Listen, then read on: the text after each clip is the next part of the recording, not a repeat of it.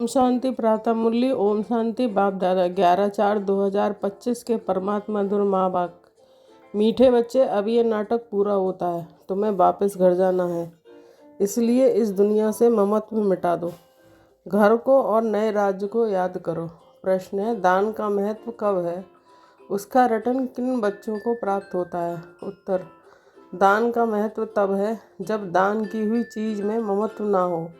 अगर दान किया फिर याद आया तो उसका फल रिटर्न में प्राप्त नहीं हो सकता है। दान होता ही है दूसरे जन्म के लिए, इसलिए इस जन्म में तुम्हारे पास जो कुछ है उससे ममत्व मिटा दो, ट्रस्टी होकर संभालो। या तुम जो ईश्वरीय सेवा में लगाते हो, हॉस्पिटल व कॉलेज खोलते हो, उससे अनेकों का कल्याण होता है। उनके रिटर्न में 21 जन्मों के लिए मिल जाता है। ओम शांति। बच्चों को अपना घर और अपनी राजधानी याद है। यहाँ जब बैठते हो तो बाहर के घर घाट, धंधे धोरी आदि के ख्यालात नहीं आने चाहिए, बस अपना घर ही याद आना है। अब इस पुरानी दुनिया से नई दुनिया में रिटर्न है। ये पुरानी दुनिया तो ख़त्म हो जानी है, सब सुहा हो जाएगा आग में। जो कुछ इन आँखों से देखते हो, मित्र संबंधी आदि, ये सब खत्म हो जाना है। ये ज्ञान बाप ही रूहों को समझाते हैं। बच्चों, अब वापस अपने घर चलना है। नाटक पूरा होता है। ये है ही 5000 वर्ष का चक्र। दुनिया तो है ही, परंतु उनको चक्र लगाने में 5000 वर्ष लगते हैं। जो भी आत्माएं हैं सब वापस चली जाएंगी। ये पुरानी दुनिया ही ख़त्म हो जाएगी। बाबा बहुत अच्छी तरह हर एक बात समझाते हैं। कोई कोई मनहूस होते हैं तो मुफ्त अपनी जायदाद गवा दे बैठते हैं। भक्ति मार्ग में दान पुण्य तो करते हैं ना। कोई ने धर्मशाला बनाई, कोई ने हॉस्पिटल बनाई। बुद्धि में समझते हैं कि इनका फल दूसरे जन्म में मिलेगा, बगैर कोई आस अनासक्त हो कोई करे, ऐसा होता नहीं है। बहुत कहते हैं कि फल की चाहना हम नहीं रखते हैं, परंतु नहीं, फल अवश्य मिलता है। समझो कोई के पास पैसा है, उनसे धर्माऊ दे दिया तो बुद्धि में ये रहेगा कि हमको दूसरे जन्म में मिलेगा। अगर ममत्व गया, मेरी ये चीज़ है ऐसा समझा, तो फिर वहाँ नहीं मिलेगा।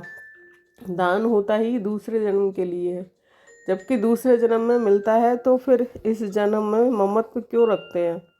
इसलिए ट्रस्टी बनाते हैं तो अपना ममत्व निकल जाए। कोई अच्छे साहूकार के घर में जन्म लेते हैं तो कहेंगे कि उसने अच्छे कर्म किए हैं। कोई राजा रानी के पास जन्म लेते हैं क्योंकि दान पुण्य किया है, परंतु वह है अल्पकाल का, एक जन्म की बात। अभी तो तुम ये पढ़ाई पढ़ते हो, जानते हो कि इस पढ़ाई से हमको ये बनना है, तो दैवी गुण धारण करना है। यह दान जो करते हो उनसे ये रूहानी यूनिवर्सिटी हॉस्पिटल खोलते हैं। दान किया तो फिर उनसे ममत्व मिटा देना चाहिए, क्योंकि तुम जानते हो हम भविष्य 21 जन्म के लिए बाप से लेते हैं। ये बाप समान बाप मकान आदि बनाते हैं, ये तो टेम्परेरी हैं, नहीं तो इतने सब बच्चे कहाँ रहेंगे। देते हैं सब शिव बाबा को। धनी वह है, वह इनके द्वारा ये कराते हैं। शिव बाबा तो राज नहीं करता, खुद है ही दाता। उनका ममत्व किस में होगा? अभी बाप श्रीमत देते हैं कि मौत सामने खड़ा है। आगे तुम किसको देते थे तो मौत की बात नहीं थी। अब बाबा आया है तो पुरानी दुनिया ही ख़त्म होनी है। बाप कहते हैं मैं आया ही हूँ इस पतित दुनिया को ख़त्म करने। इस रुद्र यज्ञ में सारी पुरानी दुनिया सुहा होनी है। जो कुछ अपना भविष्य बनाएंगे तो नई दुनिया में मिलेगा, नहीं तो यहाँ ही सब कुछ ख़त्म हो जाएगा, कोई ना कोई खा जाएगा। आजकल मनुष्य उधार पर भी देते हैं, विनाश होगा तो सब खत्म हो जाएंगे, कोई किसको कुछ देगा नहीं, सब रह जाएगा। आज अच्छा है, कल देवाला निकाल देते हैं। कोई को भी कुछ पैसा मिलने का नहीं है। कोई को दिया वह मर गया, फिर कौन बैठ रिटर्न करते हैं। तो क्या करना चाहिए? भारत के 21 जन्मों के कल्याण के लिए और फिर अपने 21 जन्मों के कल्याण के लिए उसमें लगा देना चाहिए। तुम अपने लिए ही करते हो, जानते हो श्रीमत पर हम ऊंच पद पाते हैं, जिससे 21 जन्म सुख शांति मिलेगी। इनको कहा जाता है अविनाशी बाबा की रूहानी हॉस्पिटल और यूनिवर्सिटी, जिससे हेल्थ वेल्थ और हैप्पीनेस मिलती है। कोई को हेल्थ वेल्थ नहीं तो हैप्पीनेस रह नहीं सकती, दोनों हैं तो हैप्पी भी रहते हैं। बाप की तुमको 21 जन्मों के लिए दे दोनों देते हैं, वो 21 जन्मों के लिए जमा करना है। बच्चों का काम है युक्ति रचना। बाप के आने से गरीब बच्चों की तकदीर खुल जाती है। बाप है ही गरीब निवाज। साहूकारों की तकदीर में ही ये बातें नहीं हैं। इस समय भारत सबसे गरीब है। जो साहूकार था वह ही गरीब बना है। इस समय सब पाप आत्माएं हैं।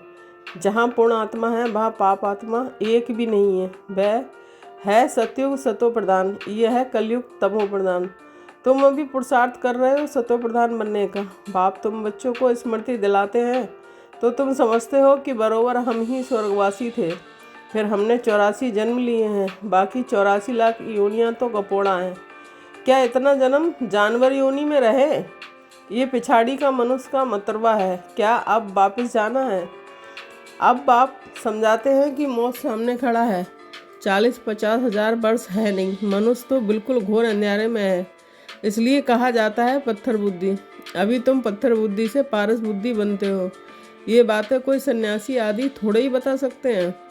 अब तुमको बाप स्मृति दिलाते हैं कि वापस जाना है। जितना हो सके अपना बैगेज ट्रांसफ़र कर दो। बाबा ये सब लो, हम सतयुग में 21 जन्म के लिए पालेंगे। ये बाबा भी तो दान पुण्य करते थे, बहुत शौक था। व्यापारी लोग 2 पैसा धर्माऊ निकालते हैं, बाबा 1 आना निकालते थे। कोई भी आए तो दरवाजे से खाली ना जाए। अभी भगवान सम्मुख आए हैं, ये किसको पता नहीं है। मनुष्य दान पुण्य करते करते मर जाएंगे, फिर कहाँ मिलेगा, पवित्र बनते नहीं, बाप से प्रीत रखते नहीं। बाप ने समझाया है यादव और कौरवों की है विनाशकाले विपरीत बुद्धि, पांडवों की है विनाशकाले प्रीत बुद्धि। यूरोपवासी सब यादव हैं जो मूसल आदि निकालते ही रहते हैं। शास्त्रों में तो क्या क्या बातें लिख दी हैं। ढेर शास्त्र बने हुए हैं ड्रामा प्लान अनुसार। इसमें प्रेरणा आदि की बात नहीं है। प्रेरणा माना विचार, बाकी ऐसे थोड़े ही बाप प्रेरणा से पढ़ाते हैं। बाप समझाते हैं ये भी एक व्यापारी था, अच्छा नाम था, सभी इज्जत देते थे। बाप ने प्रवेश किया है और इसने गाली खाना शुरू कर दी। शिव बाबा को जानते नहीं, ना उनको गाली दे सकते हैं। गाली ये खाते हैं। श्री कृष्ण ने कहा ना कि मैं नहीं माखन खायो। ये भी कहते हैं काम तो सब कुछ बाबा का है, मैं कुछ नहीं करता हूँ, जादूगर वह है, मैं थोड़ा ही हूँ। मुफ्त में इनकी गाली दे देते हैं। हमने कोई को भगाया क्या? किसको भी नहीं कहा कि तुम भागकर आओ, हम तो वहाँ थे, ये आप ही भाग आए। मुफ्त में दोष डाल दिया। कितनी गाली खाई, क्या क्या बातें शास्त्रों में लिख दी हैं। बाप समझाते हैं कि ये फिर भी होगा। ये है सारी ज्ञान की बात। कोई मनुष्य ये थोड़े ही कर सकता है। सो भी ब्रिटिश गवर्नमेंट के राज्य में कोई के पास इतनी कन्याएं माताएं बैठ जाएं, कोई कुछ कर ना सके। कोई के संबंधी आते थे तो एकदम भगा देते थे। बाबा तो कहते हैं कि इनको समझा कर ले जाओ कि मैं कोई मना थोड़ा ही करता हूँ, परंतु इसकी हिम्मत नहीं होती थी। बाप की ताकत थी ना, नथिंग न्यू। ये फिर भी सब होगा, गाली भी खानी पड़े। द्रौपदी की भी बात है। ये सब द्रौपदियाँ और दुशासन है, एक की बात नहीं थी। शास्त्रों में ये गपोड़े किसने लिखे? बाप कहते हैं ये भी ड्रामा में पार्ट है। आत्मा का ज्ञान ही कोई में नहीं है, बिल्कुल ही देह अभिमानी बन पड़े हैं। देही अभिमानी बनने में मेहनत है। रावण ने बिल्कुल ही उल्टा बना दिया है, अब बाप सुलटा बनाते हैं। देही अभिमानी बनने से स्वतः स्मृति रहती है कि हम आत्मा हैं। ये देह बाजा है बजाने के लिए। ये स्मृति भी रहती है तो देवी गुण भी आते जाते हैं। तुम किसको दुख भी नहीं दे सकते। भारत में ही इन लक्ष्मी नारायण का राज था। 5000 वर्ष की बात है। अगर कोई लाखों वर्ष कहते हैं तो घोर अंधेरे में है। ड्रामा के अनुसार जब समय पूरा हुआ तब बाप फिर से आया है। अब बाप कहते हैं कि हमारी श्रीमत पर चलो, मौत सामने खड़ा है। फिर अंदर की जो कुछ आस है वह रह जाएगी। मरना तो है ज़रूर। ये वही महाभारत लड़ाई है। जितना अपना कल्याण कर सको उतना अच्छा है, नहीं तो तुम खाली हाथ जाएंगे। सारी दुनिया खाली हाथ जानी है, सिर्फ तुम बच्चे भरतू हाथ अर्थात धनवान हो जाते हो। इसमें समझने की बड़ी विशाल बुद्धि चाहिए। कितने धर्म के मनुष्य हैं, हर एक की अपनी एक्ट चलती है। एक की एक्ट ना मिले दूसरे से, सबके फीचर्स अपने अपने हैं। कितने सारे फीचर्स हैं, ये सब ड्रामा में नूंद है। वंडरफुल बातें हैं ना। अब बाप कहते हैं कि अपने को आत्मा समझो। हम आत्मा 84 का चक्र लगाती हैं। हम आत्मा इस ड्रामा में एक्टर हैं। इनसे हम निकल नहीं सकते हैं, मोक्ष पा नहीं सकते हैं, फिर ट्राई करना भी फालतू है। बाप कहते हैं कि ड्रामा में कोई निकल जाए, दूसरा कोई ऐड हो जाए, ये हो नहीं सकता। इतना सारा ज्ञान सबकी बुद्धि में रह नहीं सकता। सारा दिन ऐसे ज्ञान में रमण करना है। 1 घड़ी आधी घड़ी ये याद करो, फिर उनको बढ़ाते जाओ। 8 घंटा भल स्थूल सर्विस करो, आराम भी करो। इस रूहानी गवर्नमेंट की सर्विस में भी टाइम दो। तुम अपनी ही सर्विस करते हो, ये है मुख्य बात। याद की यात्रा में रहो, बाकी ज्ञान से ऊंच पद पाना। याद का अपना पूरा पाठ चार्ट रखो। ज्ञान तो सहज है, जैसे बाप की बुद्धि में है कि मैं मनुष्य सृष्टि का बीज रूप हूँ, इनके आदि मध्य अंत को जानता हूँ। हम भी बाबा के बच्चे हैं। बाबा ने ये समझाया है कैसे ये चक्र फिरता है। उस कमाई के लिए भी तुम 8-10 घंटा देते हो ना। अच्छा ग्राहक मिल जाता है तो रात को कभी उबासी नहीं आती है। उबासी दी तो समझा जाता है कि ये थका हुआ है। बुद्धि कहाँ बाहर भटकती होगी। सेंटर्स पर भी बड़ा खबरदार रहना है। जो बच्चे दूसरों का चिंतन नहीं करते हैं, अपनी पढ़ाई में ही मस्त रहते हैं, उनकी उन्नति सदा होती रहती है। तुम्हें दूसरों का चिंतन कर अपना पद भ्रष्ट नहीं करना है। Hear no evil, see no evil. कोई अच्छा नहीं बोलता है तो एक कान से सुन, दूसरे से निकाल दो। हमेशा अपने को देखना चाहिए, ना कि दूसरों को। अपनी पढ़ाई नहीं छोड़नी चाहिए। बहुत ऐसे रूट पड़ते हैं, आना बंद कर देते हैं, फिर आ जाते हैं। नहीं आएंगे तो जाएंगे कहाँ। स्कूल तो एक ही है, अपने पैर पर कुल्हाड़ा नहीं लगाना है। तुम अपनी पढ़ाई में मस्त रहो, बहुत खुशी में रहो। भगवान पढ़ाते हैं, बाकी क्या चाहेंगे। भगवान हमारा बाप है, टीचर है, सदगुरु है। उनसे ही बुद्धि का योग लगाया जाता है। वह है सारी दुनिया का नंबर 1 मासूक, जो तुमको नंबर 1 विश्व का मालिक बनाते हैं। बाप कहते हैं कि तुम्हारी आत्मा बहुत पतित है, उड़ नहीं सकती, पंख कटे हुए हैं। रावण ने सभी आत्माओं के पंख काट दिए हैं। शिव बाबा कहते हैं मेरे बगैर कोई पावन बना नहीं सकता। सब एक्टर्स यहाँ हैं, बुद्धि को पाते रहते हैं, वापस कोई जाते नहीं हैं। अच्छा मीठे मीठे सिकील दे बच्चों के प्रति माता पिता बाप दादा का याद प्यार और गुड मॉर्निंग। रूहानी बाप की रूहानी बच्चों को नमस्ते। हम रूहानी बच्चों की रूहानी माता पिता बाप दादा को याद प्यार गुड मॉर्निंग, नमस्ते नमस्ते। शुक्रिया बाबा, शुक्रिया। धारणा के लिए मुख्य सार 1 पॉइंट।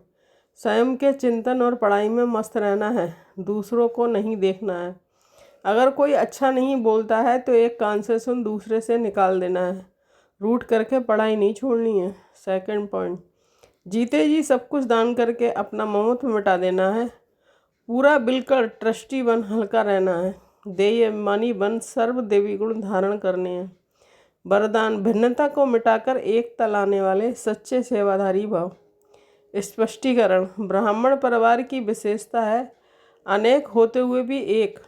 आपकी एकता द्वारा ही सारे विश्व में एक धर्म एक राज्य की स्थापना होती है। इसलिए विशेष अटेंशन देकर भिन्नता को मिटाओ और एकता को लाओ, तब कहेंगे सच्चे सेवाधारी। सेवाधारी स्वयं के प्रति नहीं, लेकिन सेवा के प्रति होते हैं।